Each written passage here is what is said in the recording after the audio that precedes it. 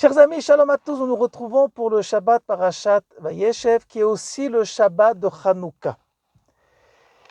Avant de poser notre question, nous allons résumer notre parasha afin de mieux comprendre la question. Notre parasha nous fait rencontrer la famille de Yaakov, les enfants de Yaakov, au sein desquels existe une dispute, une querelle terrible. Les enfants de Yaakov se sentent menacés par les rêves d'un des frères, Yosef, qui rêve de domination, de pouvoir, et ils vont se débarrasser de ce frère en le vendant comme esclave. Yosef va se retrouver esclave en Égypte, chez tout simplement un des ministres de Pharaon, au nom de Potiphar. Là-bas, notre Yosef sera accompagné d'une réussite divine, ce qui va lui causer pas mal de problèmes, par exemple, que la femme de notre ministre, Potiphar, va tout simplement tomber amoureuse de ce Yosef, et Yosef va tenir bon, ne va pas flancher à l'épreuve, et va se retrouver avec des accusations terribles, ce qui va lui causer plusieurs années de prison. Dans cette prison, il va connaître deux anciens serviteurs de Pharaon, qui vont eux aussi, lui raconter un rêve que Yosef va résoudre, et comme l'a dit Yosef, c'est exactement de telle façon que les rêves se sont appliqués. Au milieu de cette paracha, nous avons l'épisode de Yehuda et Tamar qui demandent étude par elles-mêmes. De là vient notre question. Nous savons que la paracha de Vayeshev est tout le temps aux alentours ou pendant la fête de Hanouka.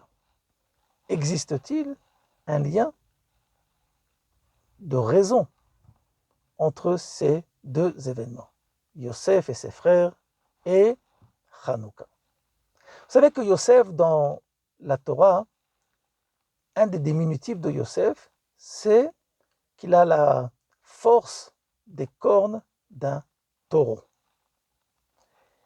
Et nos Grecs, qui ont combattu l'âme Israël, avaient établi un slogan de guerre contre l'âme Israël. Ce slogan disait la chose suivante: inscrivez sur une corne de taureau que vous n'avez plus de part d'héritage au Dieu d'Israël. Et la question, c'est la suivante: qu'est-ce qu'il y a tellement d'important dans la couronne, dans la corne d'un taureau, qu'il faut inscrire d'Afka justement sur cette corne que le fameux slogan grec, que comme si Am Israël n'avait plus part d'héritage à Dieu.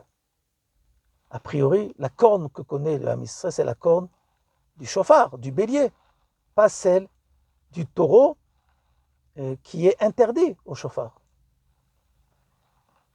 Et ce qu'il faut comprendre, c'est que les Grecs ont identifié une force qui s'appelle la force du taureau dans le Am Israël, dont les Grecs prétendent que cette force a sa fin à l'époque des Grecs.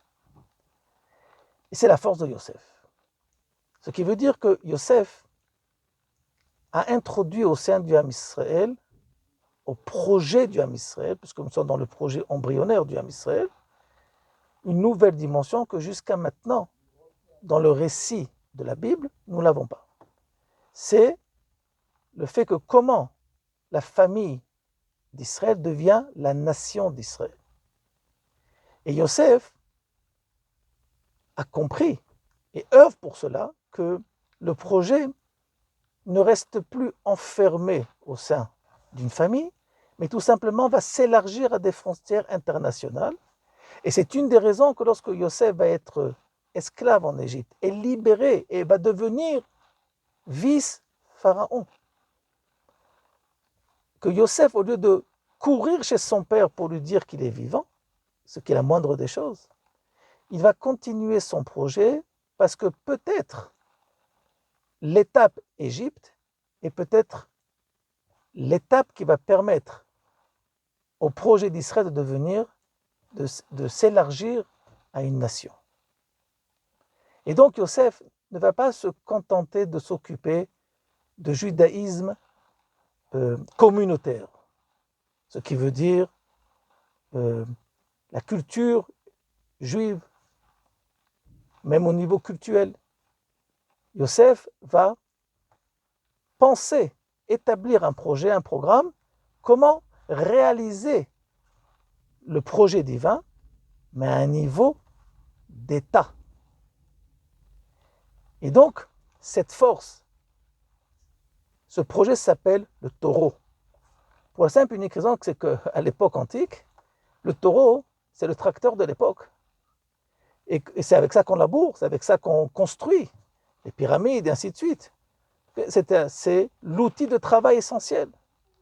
Et donc, la Grèce savait que Yosef, c'est l'architecte international du programme divin d'État qui s'appelle l'État de la nation d'Israël.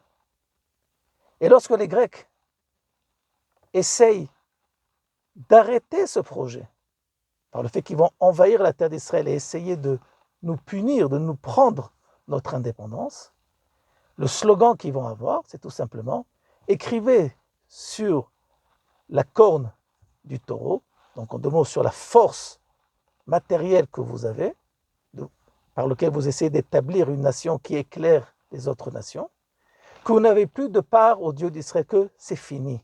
Ça y est, vous avez été reniés.